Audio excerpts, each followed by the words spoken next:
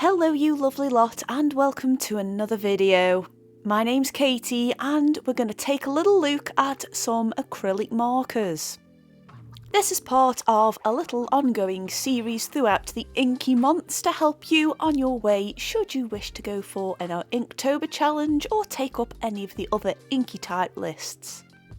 I know it's a bit of a weird one because these kind of have an acrylic paint type ink in there, but I'm kind of leaning on the fact they're more of an ink thing rather than a paint thing, especially for this video. They aren't a Posca pen as such, that you don't have to activate the ink or shake them or anything. You literally flip the cap off and you're good to go.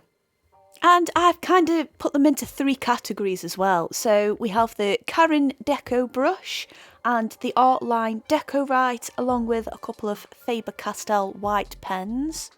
I'm going to group them together because they're odd ones I've received through subscription boxes over the years. We have the Artistro ones, which I unboxed at the beginning of the year, and I'll leave a link to that either at the end of this video or in the description, where you'll see a more in-depth unboxing there. And the other ones I'll be using are the Spectrum Noir Metallics, and I won them in a huge Scroll Box giveaway at the beginning of the year also, and I'll leave that somewhere on this video, again maybe at the end, so you can watch it again a bit more in depth. And one final little disclaimer, I do use the metallic oil-based ink pens, I guess that's what they are, and there are a couple that I've used. I've used the Spectrum Noir paint marker as well as the Molotow liquid chrome and the Sakura pen touch because I just wanted a little bit more sparkle, and you know what? It's totally allowed. But anyway, let's get talking about what's going on screen. So I thought a nice dragon theme would be good for this. It's on that lovely Spectrum Noir paper again, which I won from the Scroll haul. And of course, it is a project book, so we have a few, maybe a few more than usual pictures to go through. So make sure you've got a nice cup of tea or something like that on the go. So the first pens that I'm using are the Artistro ones, and I quite liked them actually. They're actually quite a nice budget-friendly alternative perhaps to the Carin markers.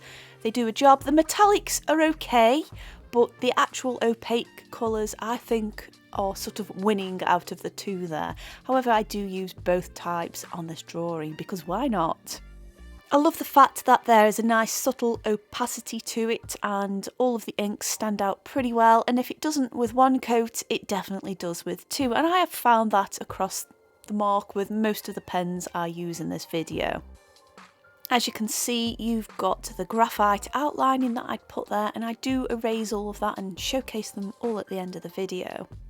For me, the advantage of doing that obviously is to help me and guide me as to where I'm going to put that ink, but also because I'm working on black paper here, I don't necessarily need to add in an outline as such, so that black paper kind of acts as the outline here.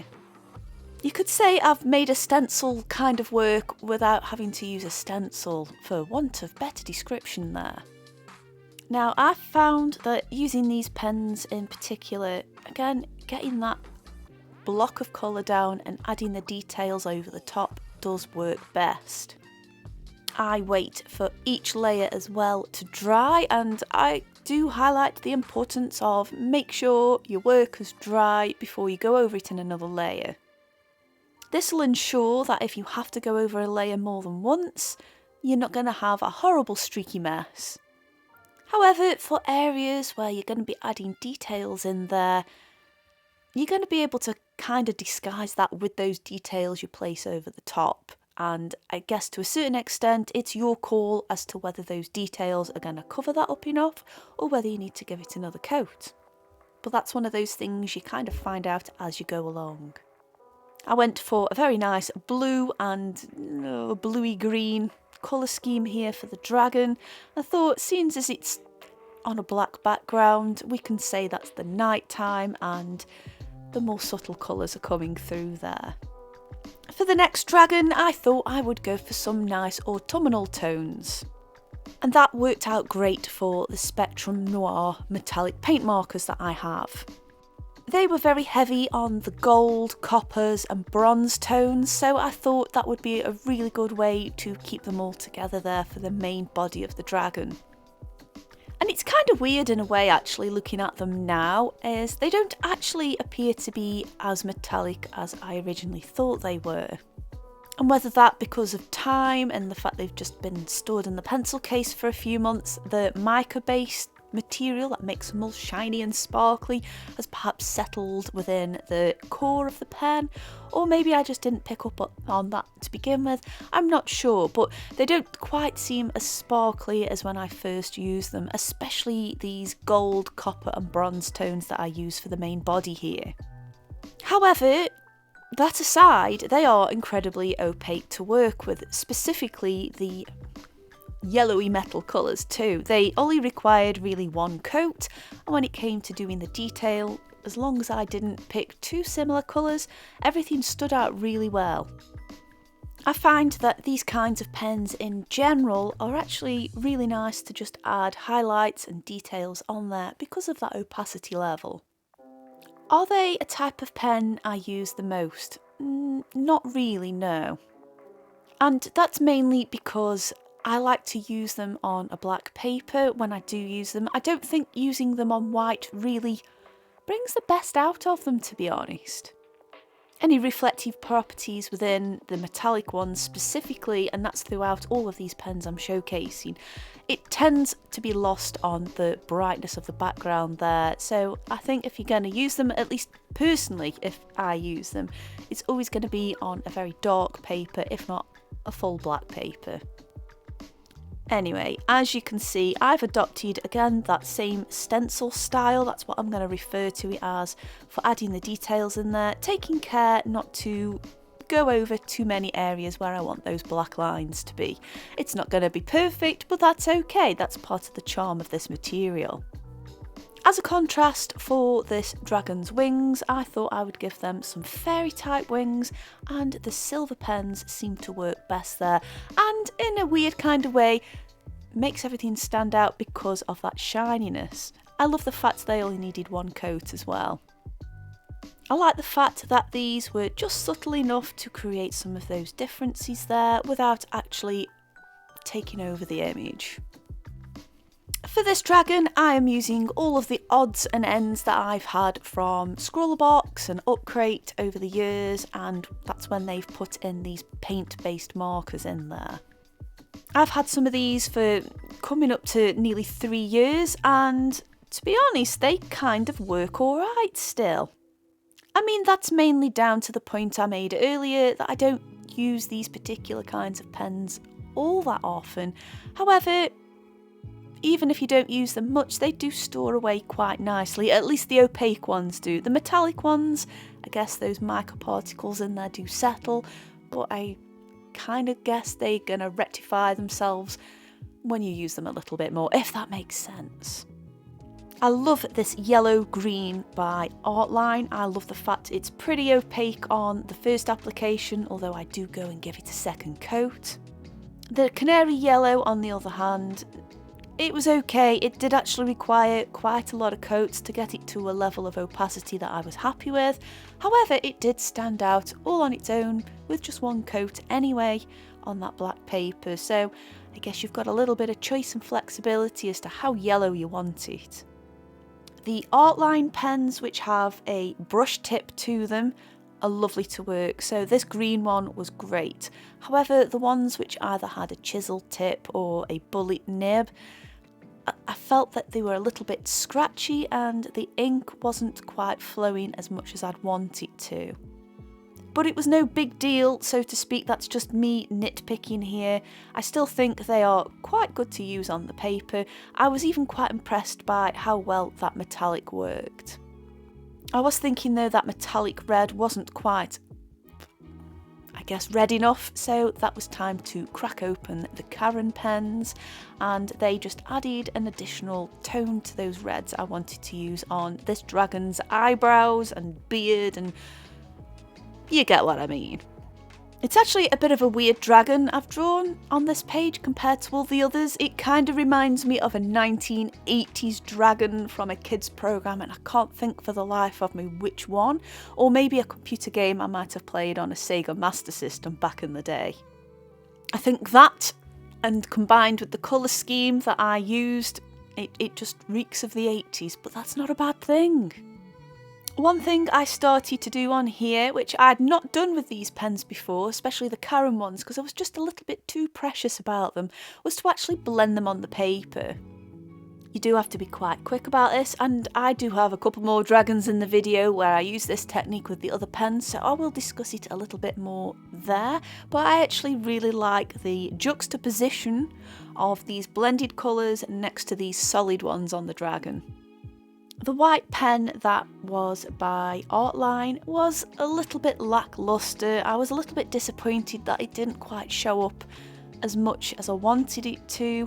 It did take a couple of coats, especially on the teeth, but when I went over other areas with it, it just still didn't quite jump out as much. But hey ho, that's the whole point of me making these project books, so I can figure these things out as I go along and then tell you guys about it, and hopefully it'll help you out. So for the next batches of dragons here, I kind of use all of the pens I've got. I figured I've done 3 separate ones and now let's use them together, because if like me you've just got a collection of odds and ends, doesn't mean you still can't use them all together. I wanted to mix a really nice sort of purpley pink colour for this dragon, and the Artistro pens were perfect for that. They were nice and juicy enough to perhaps just need one coat, or if I did go over it again, it was mainly for blending and it kind of evened out any of those uneven areas. And I just thought the colour scheme on this one was just nice and dreamlike, and this lovely little dragon here is just sitting happily in a cloud. I found these really nice to blend with, and the ink just stayed wet enough on the page just for long enough so I could do that and have a nice transition between the two colours there. I also used the red and the pink and the blue colour, I guess as a way of being a vessel to hold tonal values, so the blues would be more your darker shades and the reddy pinky colour would be perhaps the more lighter tones, or maybe even a mid-tone there. And overall, doing this, it was quite a nice smooth application. Now luckily the temperature has lowered somewhat here in the UK, so I can't really comment too much about how the temperature affects these paints and their drying times, but I didn't encounter much pilling with the paper, if any at all, and that's throughout the book. But there was something I did encounter with the Karen pens, and we'll get to that when they're on the screen next. As I thought the Artline white wasn't hugely, white, I thought I'd try the Faber-Castell white pens that I've had for a long time to add details onto the clouds. Although it was a little bit better, there wasn't much of an improvement, so I'm kind of thinking that in general, these paint marker pens with the acrylic whites in there, there's obviously room for improvement, and that's across all brands there, and maybe that's just how that medium's going to be, and you've just got to learn to use it in a different way.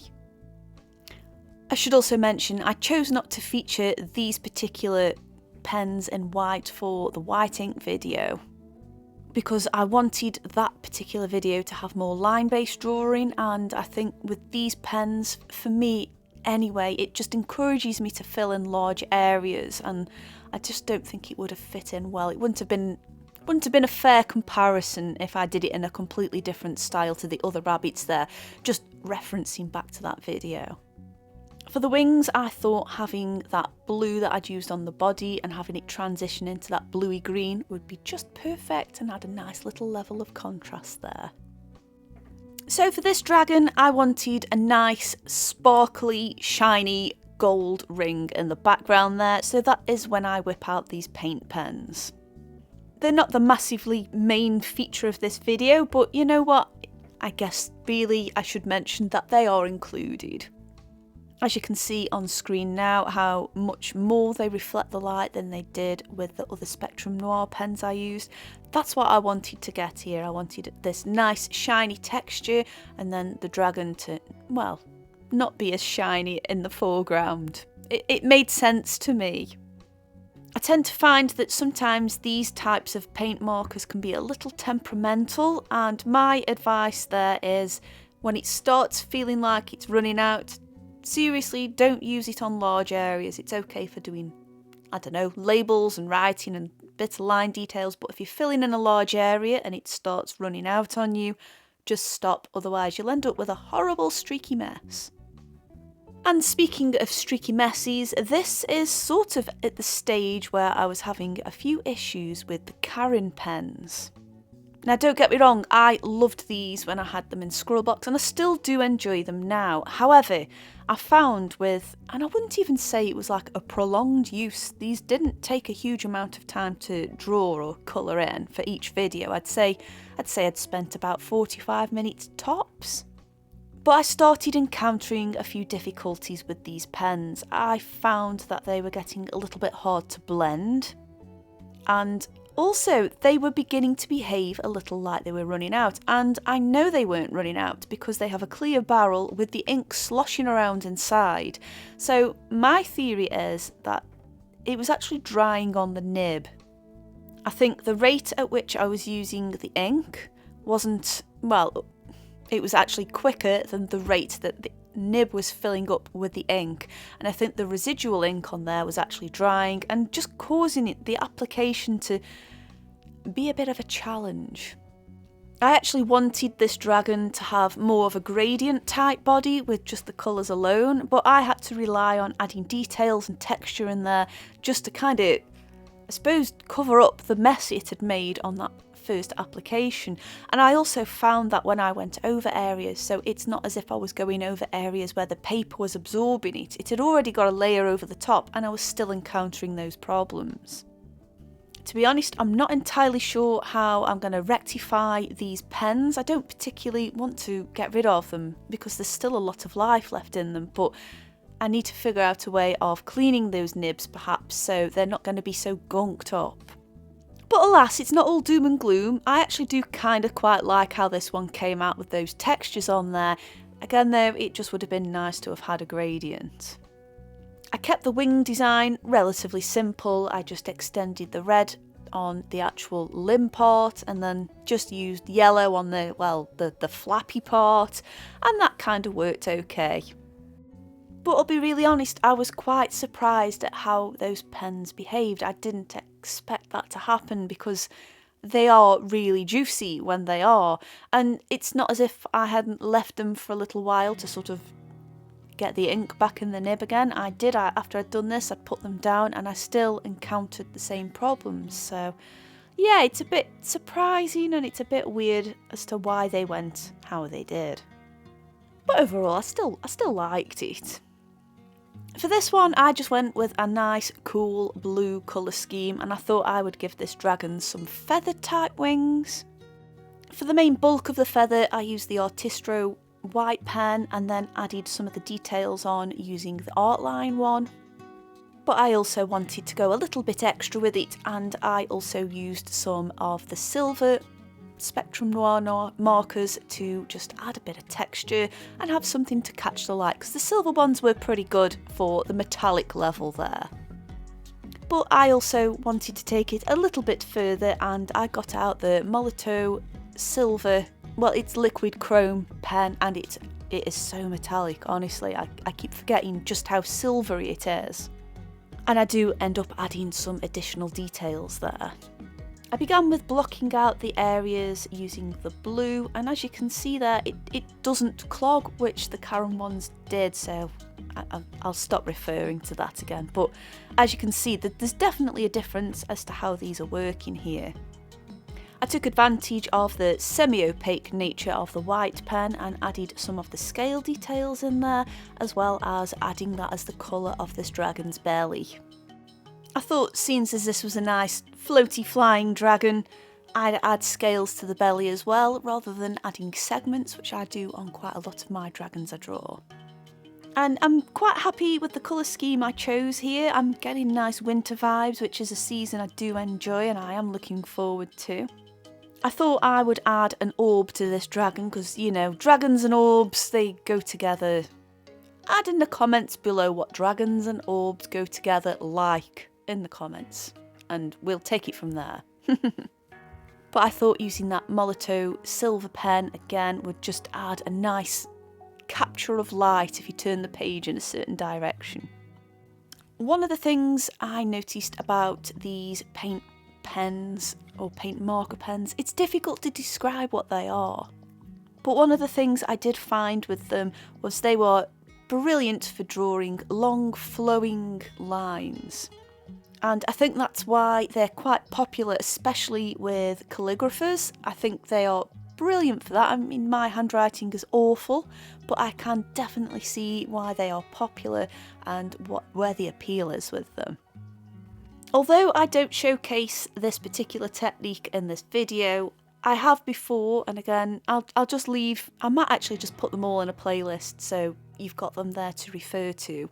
But they are really nice if you catch them while they're still wet on the page, and if you just add a brush with some water, it really does add a nice watercolour effect, and it just extends those colours out a little bit more across your page. I definitely recommend you try that. It's not going to work with the Molotow paint marker or the Spectrum Noir ones, but these, it's hard to describe. I'm just going to say it's like a static acrylic ink pen. They are brilliant for doing that with, so I definitely recommend you have a play about if you are using these for your Inktober. And just to add a little bit of colour there, I decided to colour that dragon's eyes in with a very metallic gold. Now we are on the last dragon, and if you have made it this far, thank you so much. It would be awesome if you left a dragon and a moon in the comments, just so I know. But anyway, speaking of moons, I just could not resist. After playing about with this chrome pen, I thought I just need a big chunk of it on a page, and I thought doing a crescent moon would be perfect for this, and it really did make things stand out. I'm going to be very sad when this pen runs out. I got it in a scrawler box. I got it from the scrawler box sale actually a couple of years ago, and I've like rationed it ever since. But I need to stop being so precious about my materials really, especially because I don't use certain ones that frequently. I should actually just relish the fact I've got them and enjoy them. So once I finished off this moon in the background, it was time to work on a colour scheme, and I added a base layer of brown, and I used the Karen pen for this. This is one of the ones I hadn't used to blend with, but again though, I was still finding it was just a little bit streaky on application at this stage of this project. However, at this point it was just to add a base coat because I was going to go in there with some details afterwards. But it did the job for blocking out areas, so I guess I can't grumble too much.